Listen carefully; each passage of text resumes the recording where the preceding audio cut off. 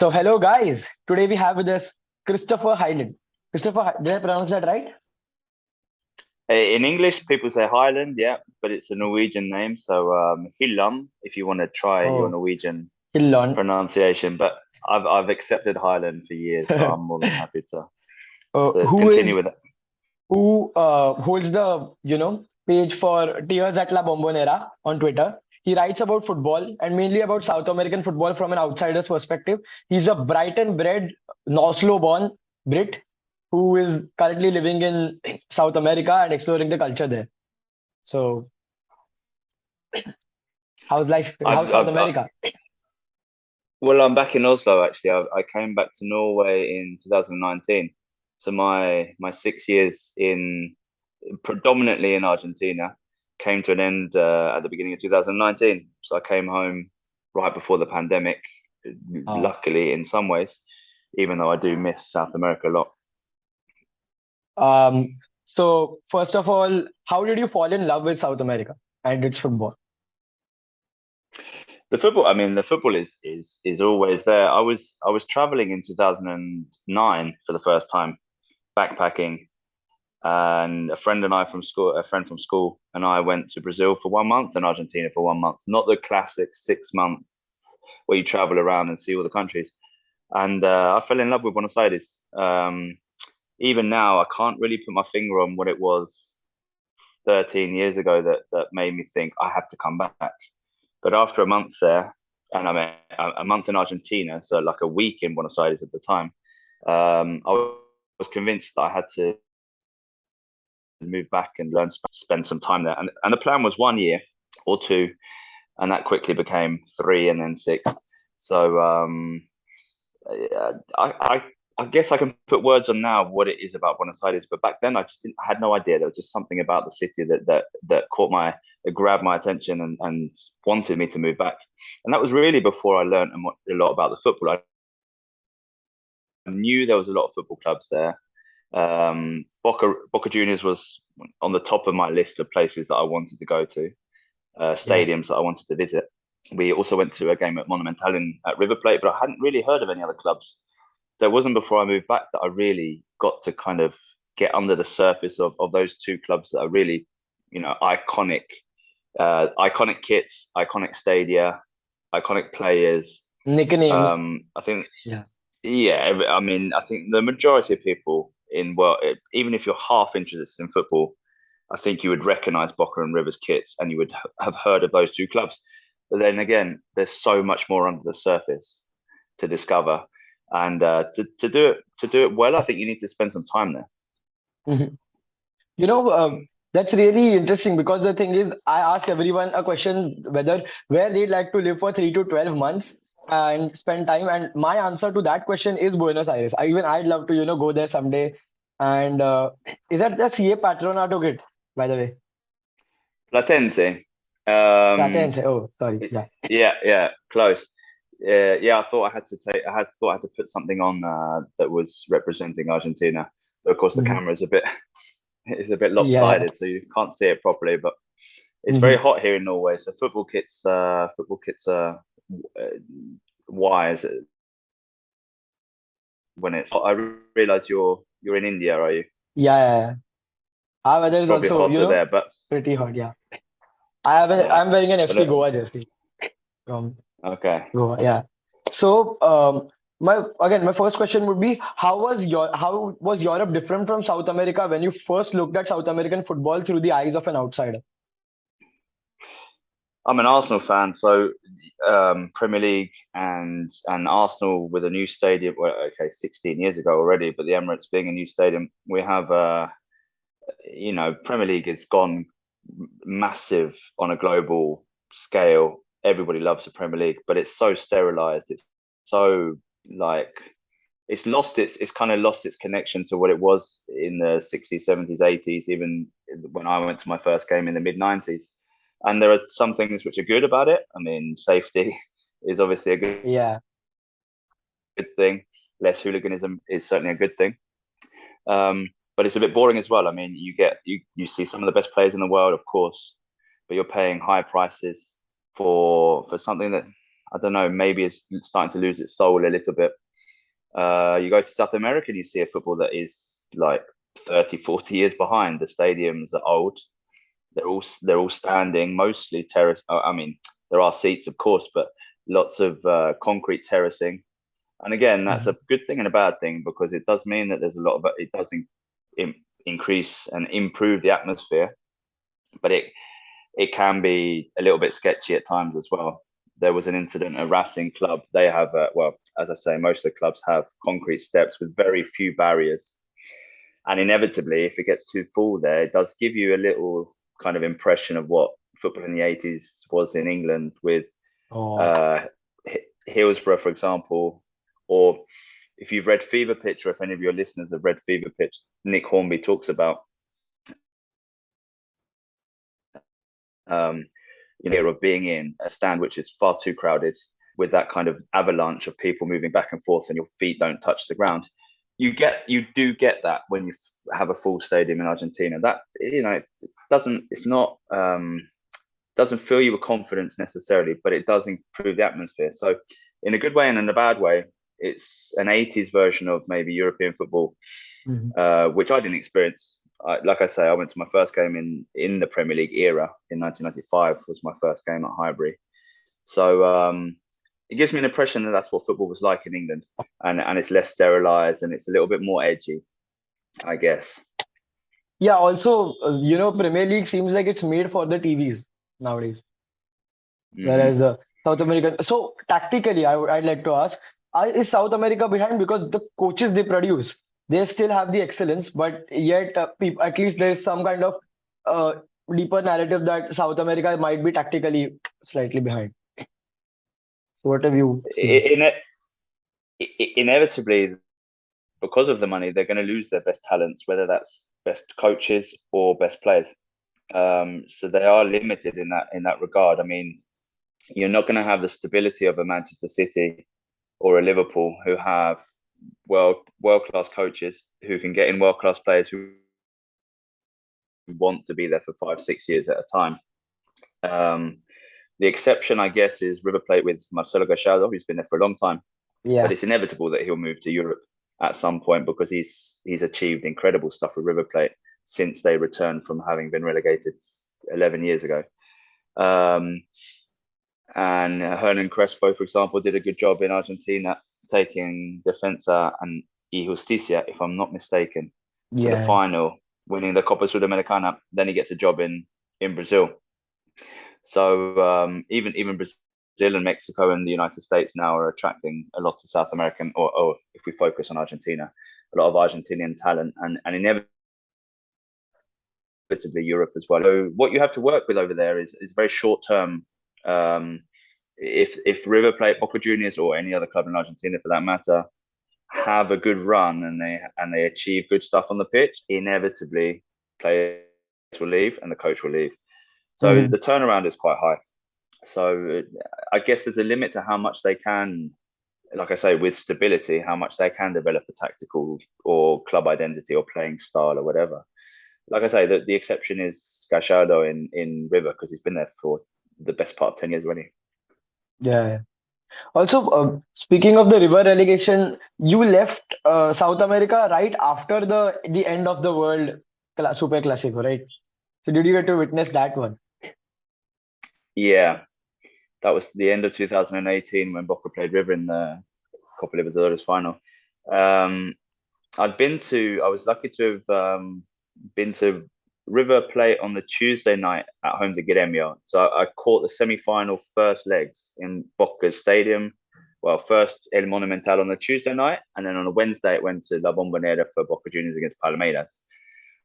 You pay a lot of money, black market prices, gringo prices, if you will. Mhm. Um, but I wasn't lucky enough to get tickets, or you could say I couldn't afford tickets for the final because the prices were ridiculous. But we went down to the stadium nonetheless. The games, of course, were spread over 2 weeks. First leg on, if I'm not mistaken, the first weekend of November. Uh, Saturday, the game was called off because of an incredible, um, Rainfall. monsoon, to use an Indian word, Mhm. and then played on the Sunday.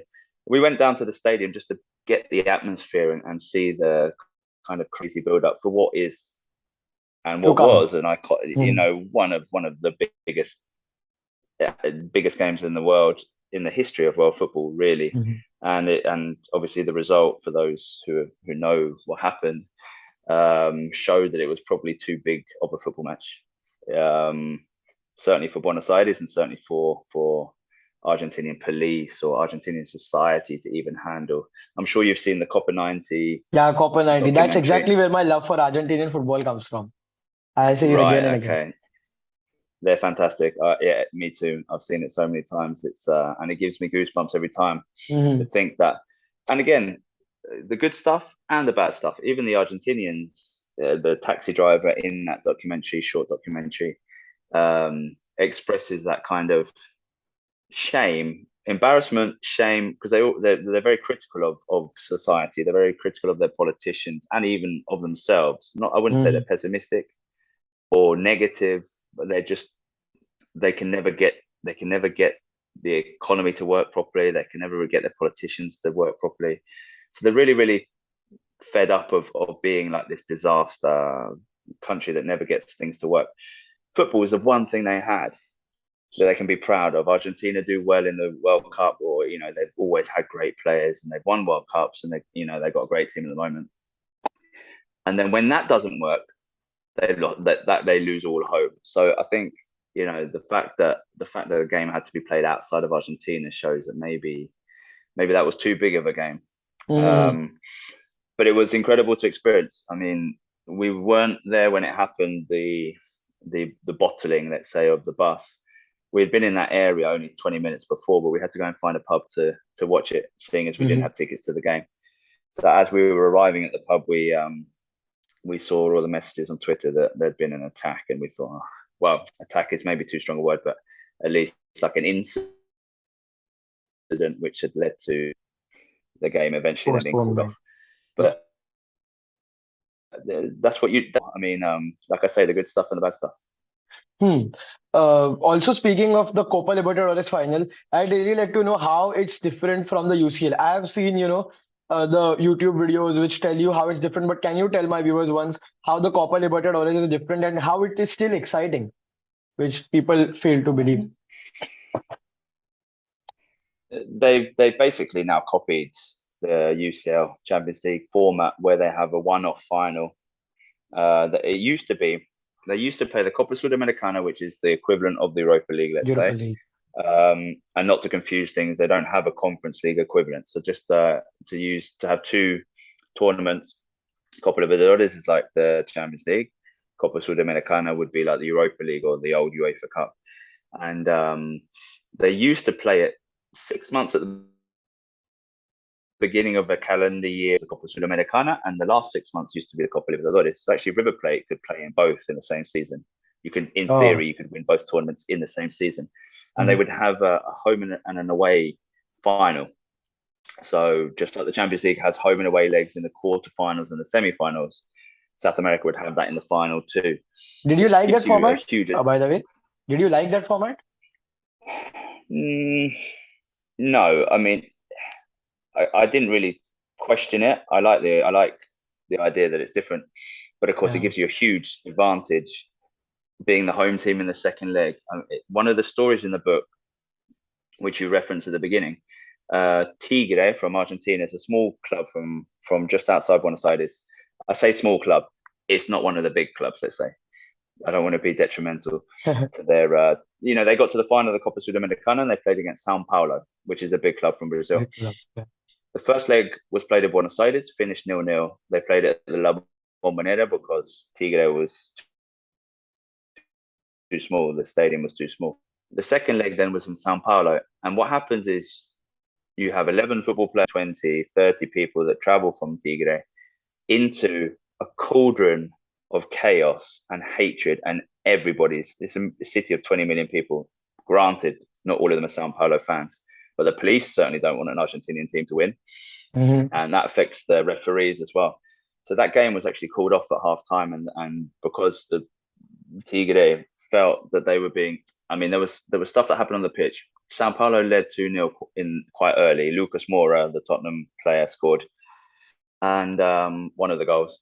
And they started showboating. They started taking a piss basically out of the Tigre players. Tigre players then started getting a bit violent, kicking them, and the police got involved. And the torcida, which is the Brazilian word for Barra Brava, went down and paid a visit to the Tigre players at half time. And the Oh, Tigre players felt threatened not only by the torcida, which you would, of course, but also by the police.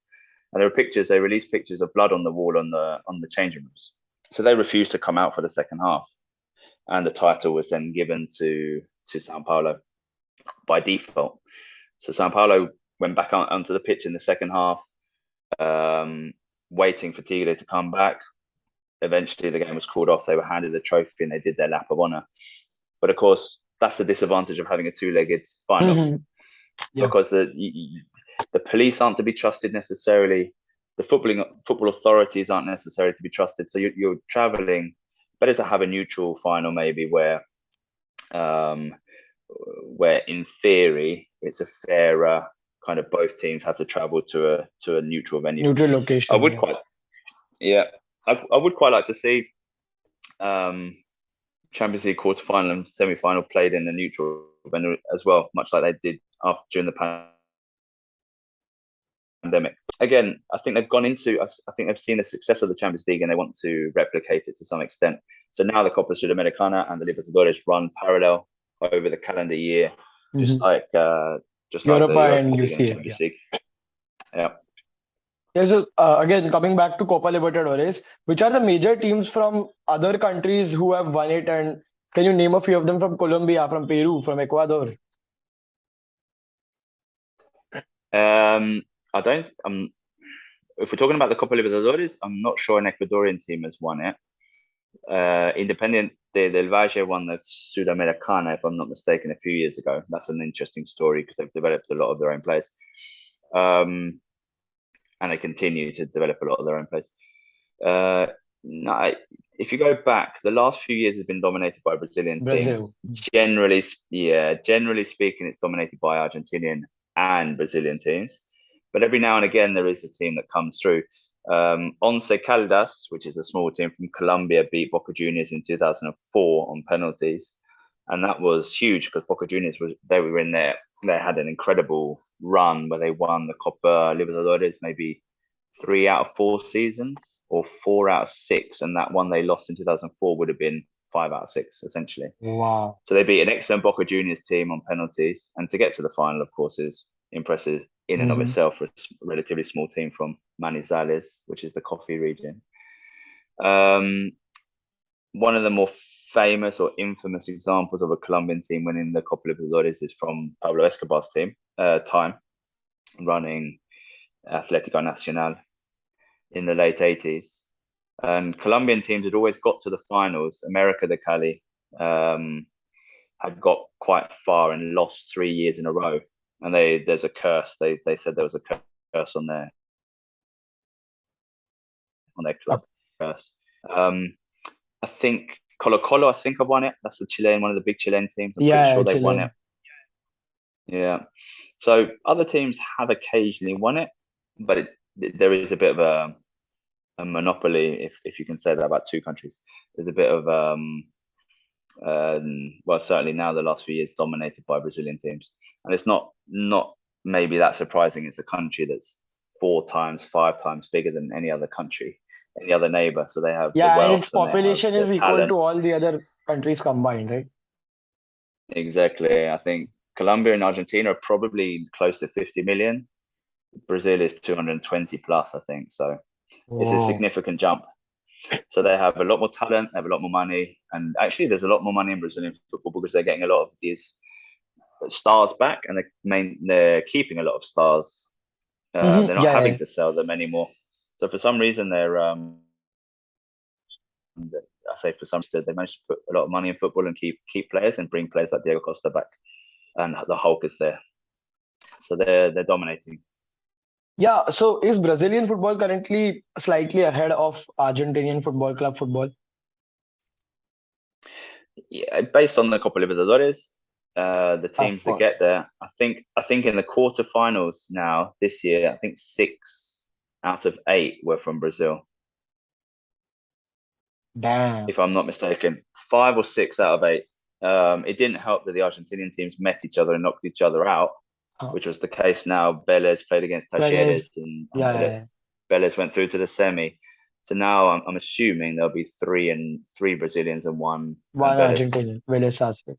Yeah, but I'm assuming I haven't been on top of it. I know they're playing the second legs. Well, I assume they played the second legs last week actually. Yeah, you're right. Even I was checking it, and Vélez is the only team left now, and they played the second legs of the quarterfinals recently. So again, Yeah. I've heard that Copa Libertadores has many more upsets.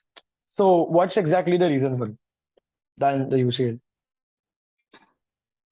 Um, it's a good question. I guess the lack of stability probably doesn't help clubs like Boca. Boca have, well, the big five in Argentina. Of the big five in Argentina, River play are the only one that have really been stable for the last 10 years. San Lorenzo won it in 2014, but they can't get their act together. There's political strife behind Independiente, and there has been a lot of political kind of strife in the background at Racing Club, although they're starting to get something going with Fernando as the manager. So it may well be down to that lack of stability that there's a lot of chopping and changing. I'd like to think it's not to do with the kind of the accusations of corruption or the accusations of match fixing or the accusations of incredibly aggressive environments when you travel to other countries. I like to think that that doesn't kind of interfere with the results. So Oh, if it's based on, as you say, Ecuadorian football at the moment with Independiente del Valle, every now and again there will be a cycle, a golden generation, let's say, of players that come through and upset the odds. But I don't know if there have been that many upsets in the last few years. Um, Much like the okay. Champions League. Also, do you But there's feel less. that There's certainly less of an iron grip. Sorry, there's less of an iron grip on the football in South America compared to the last 5 years in the Champions League, where it's essentially, or the last 10 years, where it's essentially the same teams beating the same same team? teams. Yeah. So also, do you feel that somewhere South American teams use their not only their city but also their location, like their height or their humidity to their own advantage while playing? Do Mm. you feel that it's considered more in South America than in Europe because the non-uniformity? Yeah, that's a fairly. Of course, there's no equivalent in Europe really. I don't think there are any grounds above. I don't think there's any grounds anywhere near 2,000 meters. I may well be wrong, but they certainly don't use it in that regard. Jungle and stuff, humidity. I'm not entirely sure that it's that extreme in Europe. I don't think any clubs have the chance to do that Hmm. to the same extent. Bolivia famously use La well, Paz. it's not a conscious. Yeah, it's not a conscious thing really because it's their capital, so it's a completely natural place to have their capital, to have the national stadium. Do clubs use the Colombia, stadium? I wanted to ask. Do clubs also play these tricks or is it just the national teams? no, I mean a lot of Bolivia is above 2.5, 3,000, so it's not a massive disadvantage for Bolivian clubs to play there necessarily. Um, Mhm. in Hernando Silas, which is the national stadium for Bolivia, you have the two major clubs use that stadium. And they'll get visit from Potosi, which is also 4,000 meters. There are two clubs in Potosi, 4,000 meters. You get visitors. You get Always Ready, which is quite a cool name. They play at 4,000 meters too. So actually, it's not a massive advantage for the club sides, but naturally, when Argentina from Buenos Aires, which is sea level, come, there's a huge Mhm. difference. Colombia, capital city Bogota, they play their national team games in Barranquilla, which is on the Barranquilla. coast. It's a Caribbean coast, and it's very, very humid there. And part of the reason is their justification is that's where football began, coming in from the Caribbean with English sailors, English pirates, they're also called, bringing the football onto the shoreline from the Caribbean. So they justify it by saying that's where their football culture began. But it's Oh. also very for people who aren't used to, or clubs or nations that aren't used to playing at that humidity. Mhm. Quito, also 2,500 meters. But it doesn't really help Bolivia because qualify for World Cups. It makes it uncomfortable for Argentina or Brazil, but it doesn't really help them in the long run, Yeah, in yeah, the it doesn't. whole campaign. Also, speaking of means again in South American football, the next question was speaking of different stadiums, which was the best atmosphere you found out of all these stadiums? Which was the best environment and which was the best fan atmosphere which you found in a stadium out of all the 6 years you've traveled and all the nations you've traveled? It's an unoriginal answer, but La Bombonera is difficult to beat. There's something about La Bombonera.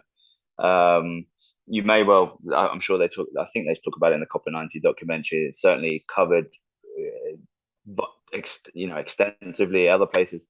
They had such a short area, such a small area, a block and a half to build the stadium, Hmm. and therefore the sides are very vertical. Whereas, in fact, there's a very good picture on Twitter, and I can send it to you later when I find it, of the Bombonera and El Monumental, like the pictures of them on Yeah, top of yeah, each other, the and you can morph see the together. scale.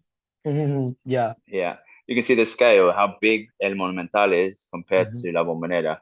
So El Monumental had a running track. They've recently got rid of the running track, but it's a much wider bowl-shaped stadium. I'm not saying the atmosphere is bad there. It certainly isn't bad there, but the intensity of La Bombonera when it's rocking is difficult to beat.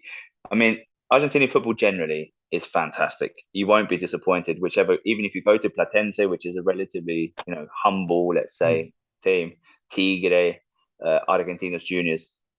You're not talking about 50, 60, 70,000 people, and sometimes there's a stand half empty, but you certainly won't be disappointed how good the atmosphere is. The point of La Bombonera is it's always full and it's 50 plus thousands. So Oh, and they have big enough. Going to a semi final in the Copa Libertadores is it's going to raise that standard or raise the level even higher. So it's an unoriginal answer, but La Bombonera that's the only truthful should answer. be the Yeah. top of most people's bucket Mhm. list. Mm. Bucket list. Yeah, that is also my bucket list. But the problem is how can people access Bombonera tickets? Because it's mostly booked, right? Um, you have to be willing to spend money, I think. Um, you could risk getting tickets on the black market. The system over there for tickets is relatively complicated. You have to be a member, so you're paying a yearly or a monthly fee to be a member, but you sign up for the year, and then from there, you then have to apply or get tickets through the online system. So you pay in addition to that. So you have to be a member essentially to get tickets for these clubs. The options, and they sell out. The options you're then left with are to get black market tickets, which can prove unreliable. And if there's a communication barrier, that makes it difficult, even harder, makes it easier maybe then for them to rip you off, makes it harder for you to find a genuine, authentic, reliable ticket. So you're much better going through a tour agency, a tour group, or Oh, and you'll pay probably more than $100 for the ticket, but at least then you've got the safety of knowing going to La Bombonera, it's going to be, I'm going to tick it off, see a good game. Just yeah. don't risk getting it on the black market without knowing that it's a reliable source. I have friends that do tours. That's obviously under the table because the culture in Argentina doesn't need to be. They don't have so stringent kind of regulations on these Hmm. kind of things. So it sounds dodgy. It's not necessarily. If you find somebody who's reliable, then go with them, but you're more likely to spend it, which isn't shocking. That's how much you pay for the Premier League nowadays. Yeah. Anyway, also, what is your opinion on flares and what is the situation there currently? Because I have seen videos of Uruguay and just the stadium, the top of the stadium filling with smoke, and it actually looks really wild and crazy. But I don't know, inside the stadium, what do you feel with the Which flares? which ground are we talk? Which ground are we talking about? I think it was Peñarol's ground probably or Nacional. Ah, the Centenario or the Centenario, yeah, probably. yeah. Well, they both have both Peñarol and Nacional have their own grounds actually, but they tend to use the Centenario, the national stadium. for bigger occasions, either because the police want them to be there, or because of the money, or because of, I don't know, bigger stadium generally. It is a bit of a bowl, but being the first World Cup final stadium, or the first stadium of a World Cup game as well, it's flat, relatively flat, no roofing, no roof on there. Big ground that I tried to visit in 2009. I thought I was going along to a game, but my Spanish wasn't very good. So what I'd read in the newspaper was that the game was on. It was actually on the Wednesday, and I was there on the Tuesday. I was there on the wrong day, and I left the next day anyway. So it'd been on my list for a long time to go to Centenario. But and it could be a stadium, you know that they're applying for the Top Cup Uruguay, Argentina, Paraguay, and I believe Chile or Brazil. So it would make sense to use that stadium for the World Cup final in 2030 as a centenario. Remains to be seen if that's the case. But there are many iconic. My original question was, what do you think about flares? Because I've seen, I think, Centenario covered with smoke and all those flares. So what do you think about the flares and the flares? Sorry. Talking about differences between European football and or at least English football and South American football. It's actually banned. Flares, we call them in Norway, we call them Bengal lights. I don't know where in India you're based, but it's where are you based? I'm based in Mumbai. I'm in Mumbai. Right. Okay. So it's Bengal's a long way away. They're banned in Argentina. They do occasionally get snuck in and brought in. Barra Brava have a lot of power, so they kind of get their own will when they want to. But I love it. In Norway, my local team, or the team that I support here in Norway, often use flares and smoke bombs. Smoke bombs. It helps out. I like it's something that I haven't grown up with. It's not common at all in the UK. It's common on the continent. It's very common in Germany. Football, I guess, uses it. Eastern Europe. I like it. Yeah, totally. Eastern Europe, love it. They launch rockets too. I've heard that Serbia has rockets. Sorry, there was a bit. It cut out a little bit. Yeah, the net problem. So they also launch rockets in Serbia, right? Or something I've heard. Yeah, I mean, I've seen fireworks set off inside stadium. It's I understand the authorities having queries about the use of fireworks, pyrotechnics generally, safely, but still, I'll send you afterwards. There was my team here in Oslo, Vålerenga. There was a game I went to 2 or 3 years ago, their big derby match. There was a firework which was set off, but it landed really close to some of the players. So, and the game was temporarily suspended. It's not ideal. I don't think you should be trusting people who enjoy having a few beers before they go to the matches to be responsible for fireworks. Fireworks, yeah. So true. And again, this is my last question about. Oh, wait a second.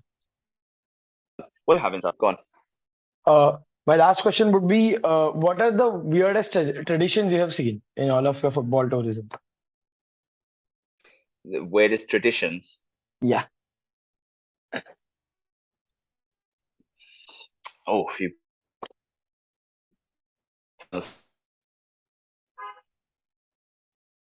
I don't like America, which is probably not uncommon in Europe either, but they're incredibly superstitious. So faux pas, for example, you would if you shout goal before the ball hits the back of the net and the goalkeeper miraculously saves it, you could be subjected to violence from your own fans. I'm exaggerating, of course, but that don't scream goal if the ball hasn't hit the back of the net, for example. Hmm. I wouldn't say that you notice every single club has superstition. Every single fan has a different superstition. I think I wrote it in the book, but I've certainly told the story before. There was a student of mine, a good friend of mine, River Plate fan, when River Plate got to the final, and it was that final, Libertadores games throughout the tour, ticket for the final, but he hadn't been to any of the previous games, and it would have been bad luck, or he would have been risking them losing to Boca Oh, Juniors had he gone to the final. So rather for home because he didn't want to risk the word they used, the bad luck charm, or kind of changing the routine, changing the series of games. He'd not been to any of them, so he shouldn't he go to the shouldn't also final. be to the I mean, final. they're willing to Wow. sacrifice quite a lot for their they're Mhm. sacrificing quite a lot for superstition. So they're the kind of stories that I love, and there are quite a few of those in the book actually of journalists who refuse to go to the World Cup final because they're known for having the reputation, like when Argentina played, but then they have a reputation for being a bad luck charm, so they stay away from a Damn. World Cup final. That's quite a lot. Mm. So anyway, those are all the questions I wanted to ask you about South America, and it was really fun talking to you. And I had a lot of fun. I learned a lot, and this talk with you has made me excited to go to South America even sooner now. So hopefully I'll go there. Great talking to you. Had a really fun time. Thank you.